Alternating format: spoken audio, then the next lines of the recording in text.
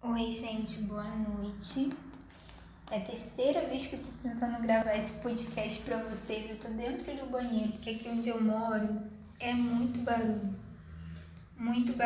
mesmo.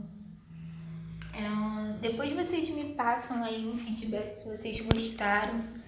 Eu vou falar um pouco sobre abismo. Semana passada nós falamos sobre a Bíblia e hoje vai ser sobre abismo. Esse podcast vai ficar um pouco maior do que o da semana passada, porque eu vou citar 3 referências bíblicas. Semana passada eu citei só 2 e dessa vez eu vou ter que ler o contexto para vocês, mas eu vou deixar o versículo-chave aqui no canal, tá?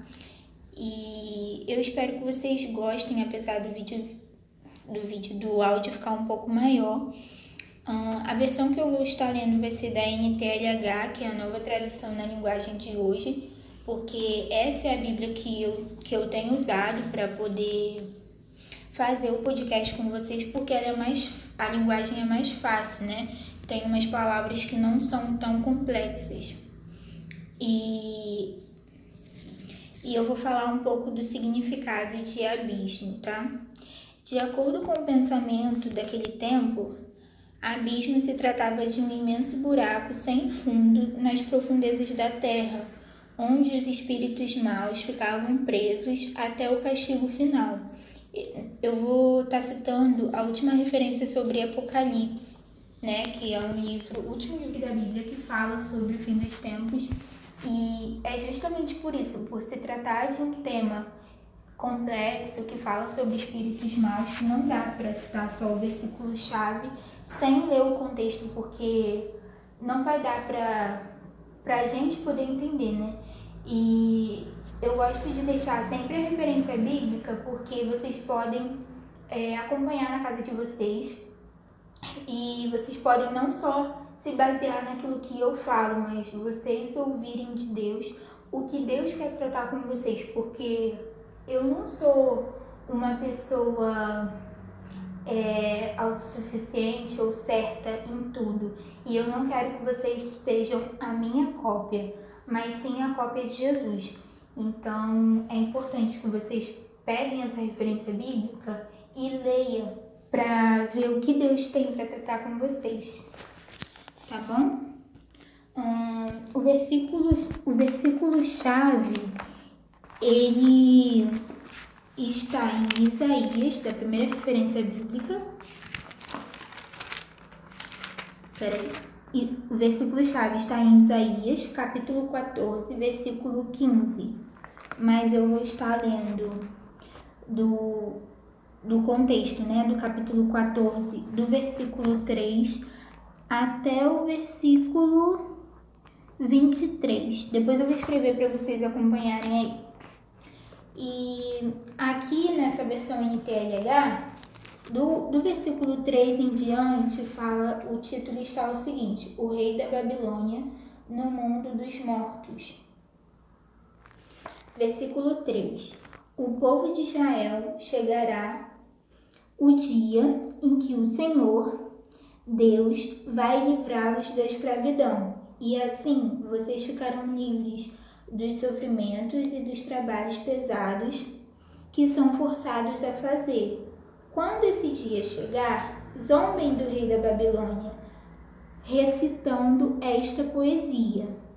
Veja como desapareceu o rei cruel, vejam como acabou com a sua violência. O Senhor tirou o poder dos maus, ele quebrou o bastão dos governadores cruéis, que na sua ira maltratavam os povos e na sua fúria perseguiam as nações que haviam conquistado. Agora o mundo inteiro está calmo e em paz, e todos cantam de alegria. Até os ciprestes e os cedros do Líbano estão contentes com a queda do rei da Babilônia e dizem: desde o dia que ele caiu, não apareceu ninguém para nos derrubar. Lá embaixo, no mundo dos mortos, os seus moradores se preparam para receber o rei da Babilônia. As sombras daqueles que eram poderosos na terra acordam. Os que foram reis se levantam dos seus tronos. Todos eles dirão ao rei: você também perdeu as suas forças. Agora você é igual a nós. Aonde foi parar a sua vaidade? Onde está agora? Onde está agora a música das suas harpas? Elas não estão aqui, no mundo dos mortos. Onde você vai se deitar em cima de vermes e vai se cobrir com bichos? Versículo 12. O rei da Babilônia, brilhante estrela da manhã, você caiu lá do céu. Você que dominava as nações foi derrubado. Antigamente você pensava assim: subirei até o céu e me sentarei no meu trono, acima das estrelas de Deus. Reinarei lá, longe, no norte, no monte onde os deuses se reúnem. Subirei acima das nuvens mais altas e serei como Deus Altíssimo. O versículo-chave, que é o versículo 15. Mas você foi jogado no mundo dos mortos, no abismo mais profundo. Os mortos vão olhar espantados para vocês e vão perguntar: será este homem que fazia os reinos tremerem, que fazia o mundo inteiro tremer de medo? Será este homem que fez o mundo virar um deserto, que arrasava cidades e não deixava os seus prisioneiros voltarem para casa? Todos os reis do mundo foram sepultados com homenagens, cada um na sua própria sepultura, mas você não foi sepultado.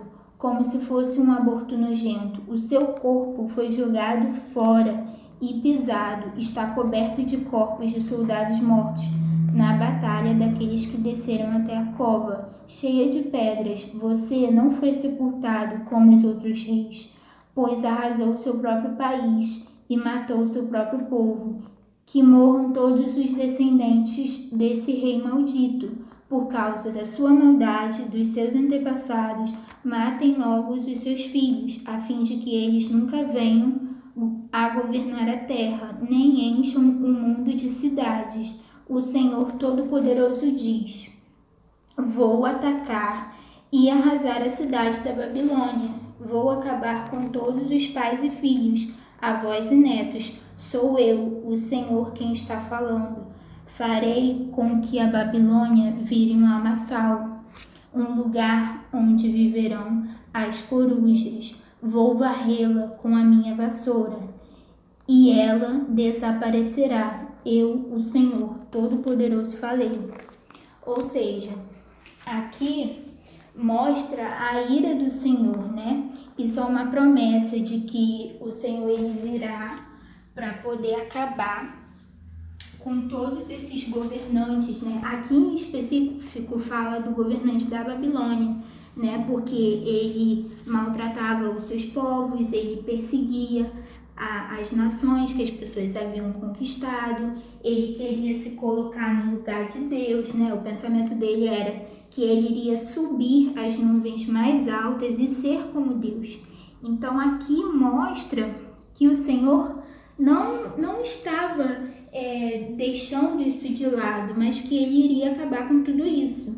E muitas das vezes a gente vê as maldades que certos governantes fazem, né? Nessa época de pandemia a gente vê pessoas desviando dinheiro de merenda enquanto outros passam fome, pessoas pegando auxílio emergencial sem precisar, né? Sem necessidade, mas por mais que aos nossos olhos essas pessoas não sejam presas, existe a justiça dos homens e a justiça de Deus. A justiça dos homens ela pode até ser falha, mas a de Deus não. E nada fica oculto aos olhos do Senhor. Então, a Bíblia nos demonstra isso, que até as pessoas que se achavam superiores a Deus, elas iriam, né, num abismo mais profundo, ou seja, essa pessoa ela foi jogada no mundo dos mortos. Então, sempre acredite que Deus fará justiça, não importa quem seja, mas ele irá fazer justiça. Você pode até não ver, você pode até morrer antes disso, mas a justiça de Deus, ela sempre vai acontecer. A outra referência que eu queria deixar para vocês está lá no livro de Lucas. Está em Lucas capítulo 8, versículo 31. Lucas capítulo 8, versículo 31.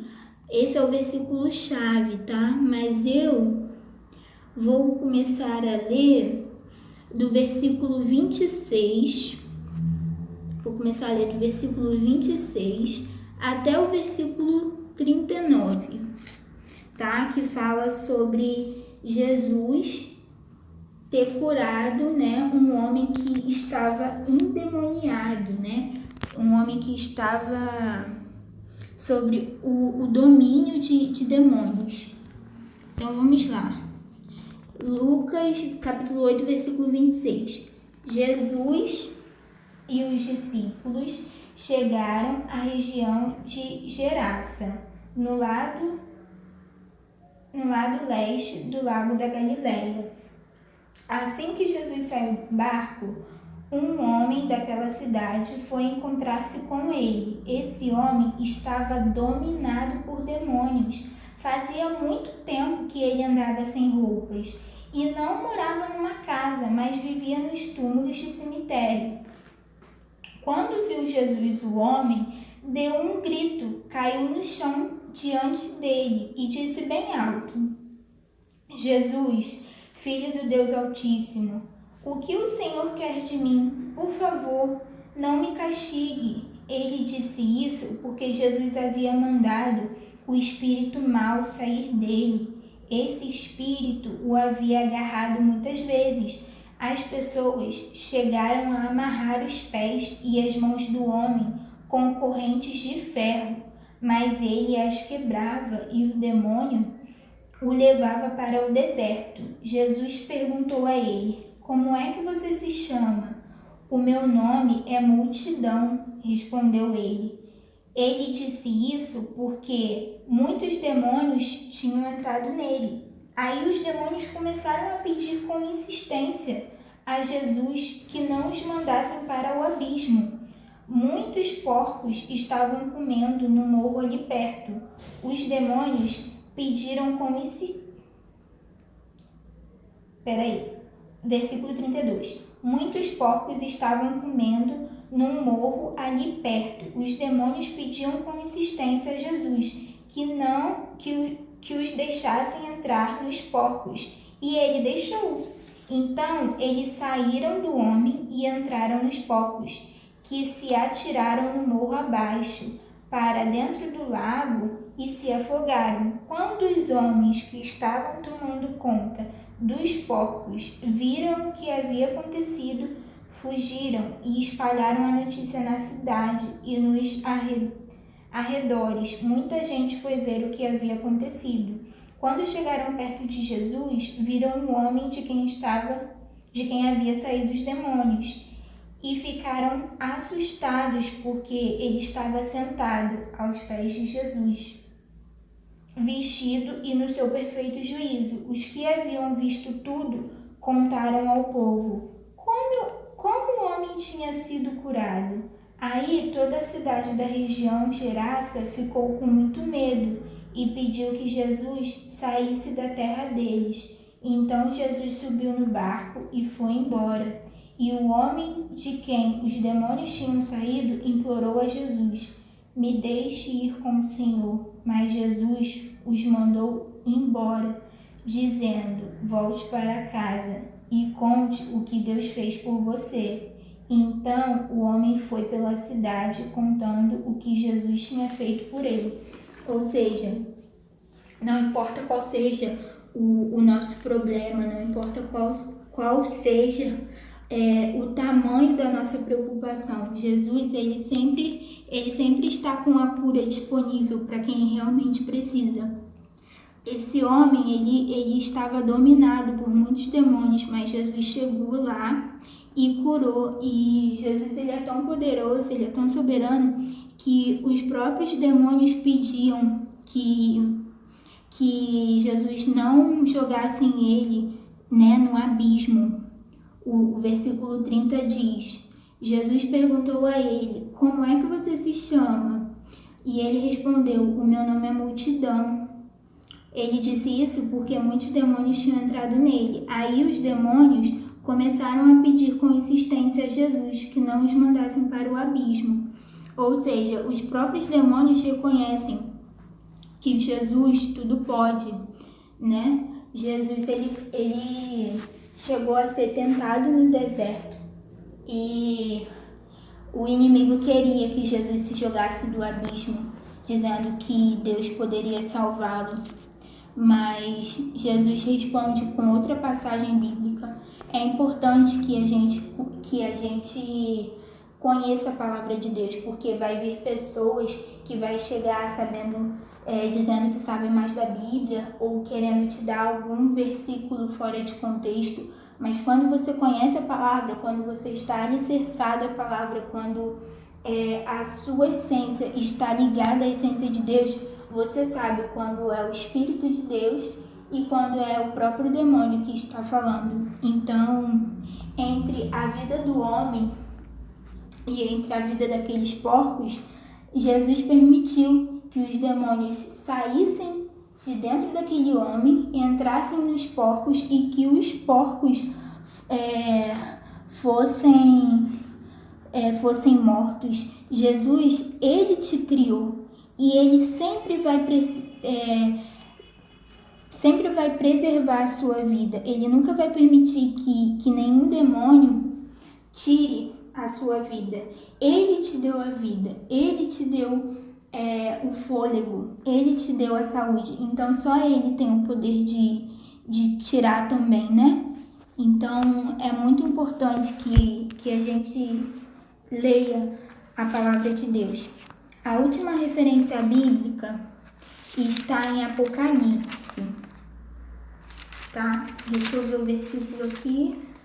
Apocalipse capítulo 9, versículo 1. O versículo 1 é o versículo chave, tá?